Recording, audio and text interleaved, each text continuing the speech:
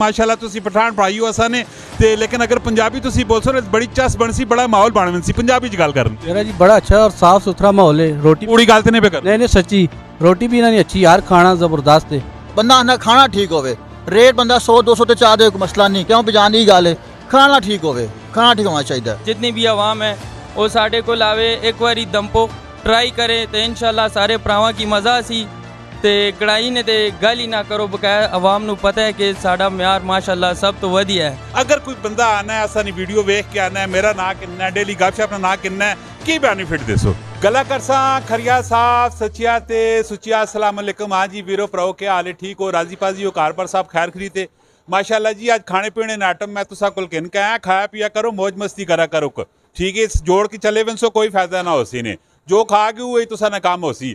ते खाना भी हमेशा क्वालिटी वाला खाना चाहिए। अगर थोड़ा जहा क्वालिटी ना तुसी डाउन करके खासो तो तबीयत खराब हो सी, 150 रुपया कदे 50 तू डॉक्टर को चले वन सो मैदे खराब हो वन से बहुत सारे मसले मसाइल क्रिएट हो वन।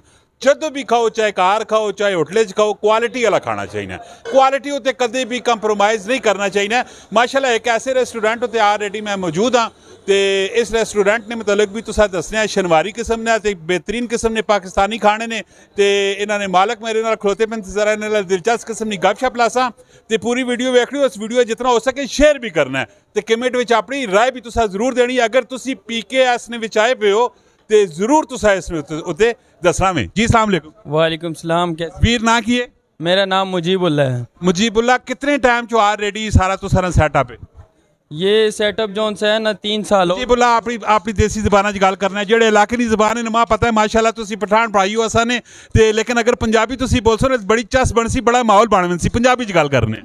जी साढ़े इस टाइम तक जड़ा है ना 3 साल हो गए ते माशाल्लाह बहु कम साड़ा वध गया है ते तुसा ने भरावां ने वजह तो साड़ा कम वधिया है ते असी तुसा ने भी शुक्रिया अदा कर रहे हैं कि तुसी अपना कीमती वक्त कढ़िया ते साढ़े कोल आए हो ते असी तुसा ने बड़े शुक्रगुजार हाँ ते बकाया तुसा ने अज सारी तफसीलात दसना कि साढ़े कोल के आइटम होने ते वैसे की आइटम की होने की चीज़ां होनियां ते खास कर टेस्ट जेड़ा तुसी कट के आने हो जेड़ा घर असा कोल लोकां कोलों नहीं निकलना है तुसा कोल क्यों निकलना? पहले तो मैं टेस्ट ने मतलब दसो क्यों निकलना टेस्ट ने जेड़ी गल है ना सब तो मेन गल है म्यार।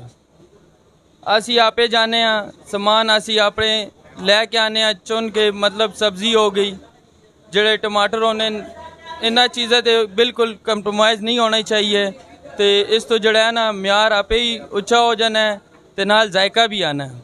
Very good. तो वैसे शनवारी शारी ने रेट शेट की तुसा रखे पे?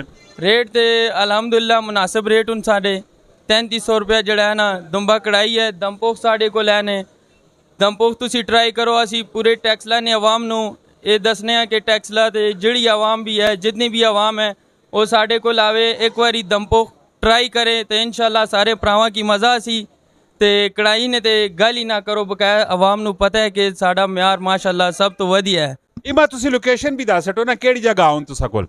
ये जोन सी है ना अगर पिंडी से कोई आ रहा है तो मल्टी गार्डन क्रॉस करे बिल्कुल रोड के ऊपर GT रोड मरगला PKS लिखा होगा पाक खैबर शनवारी। सारा तो बेहतरीन और सब तो ज्यादा विकने वाली चीज़ तुसा कोल केड़ी? सब तो वधिया शय जड़ी है ना वो साड़ी जो कस्टमर की डिमांड है वो रोश है ते काबली पुलाव है ते दमपोख्त है।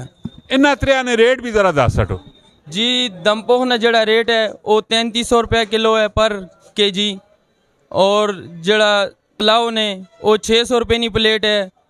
वधिया प्लेट होनी है तो जड़ा रोश है वो 1200 प्लेट होना है तो 250 ग्राम की बोटी होनी है तो माशाल्लाह जड़े साढ़े कस्टमर होन वो बहु खुश होन तो उन्हें की साढ़ा ये माहौल भी बहु पसंद है तो और तुसा की भी पता है कुछ तुसी भी दस के नो।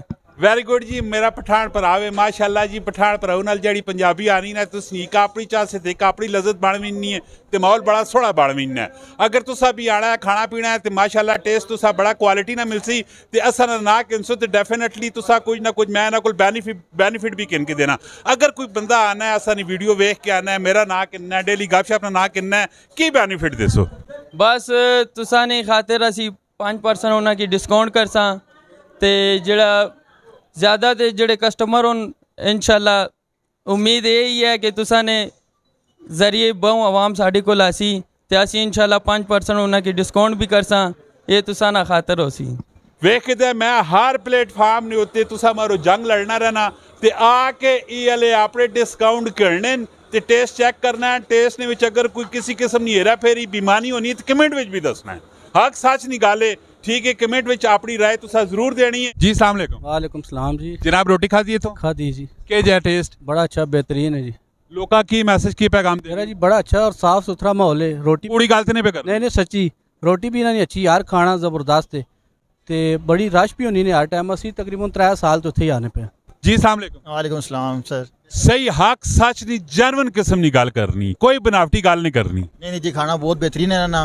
खास तौर ते काबली पुलाव ना टेस्ट तुसीं खाओ बड़ा बेहतरीन मज़े नाल स्वाद है उसना उस तो बाद दाल माश नहीं कढ़ाई है बेहतरीन और सर्विस नहीं अच्छी है उस तो अलावा सफाई चक्कर नहीं बिल्कुल मेंटेनेंस सफाई नहीं बहुत ख्याल रखन केयर करें शामी टाइम मैं कल भी इतने विजिट किया आया खाना खाने वास्ते इन्ना प्रॉपर जी सफाई ना बंदा नाल लाया होना इतने रेट शेट ने मुतलक दसो रेट इन्होंने मैं माइक आंसा ना वीर जी रेट इन्होंने के जो ने रेट बेहतरीन मतलब खाने के हिसाब में बंदा आना खाना ठीक होवे रेट बंदा 100-200 तो चाह दे कोई मसला नहीं क्यों पजान की गल है खाना ठीक होवे खाना ठीक होना चाहिए ਇਹ ਆਲਰੇਡੀ ਇਥੋਂ ਖਾਣਾ ਖਾਣੇ ਵਾਲੇ ਲੋਕ ਨੇ ਇਹਨਾਂ ਨੇ ਵੀ ਰਿਵਿਊ ਕੀਤੇ ਮੈਂ ਕੋਈ ਇਹਨਾਂ ਦੱਸਾ ਦਸਾਲਾ ਕੋਈ ਵੀ ਨਹੀਂ ਬੇਨ ਮੈਂ ਆਖਿਆ ਆਖ ਸੱਚ ਤੇ ਤੁਸੀਂ ਗੱਲ ਕਰਨੀ ਤੇ ਇਨਸ਼ਾਅੱਲਾ ਮਿਲਨੇ ਨੈਕਸਟ ਵੀਡੀਓ 'ਚ ਆਪਣਾ ਬਹੁਤ ਸਾਰਾ ਖਿਆਲ ਰੱਖਿਓ ਫੀ ਅਮਾਨਿल्लाह पाकिस्तान जिंदाबाद।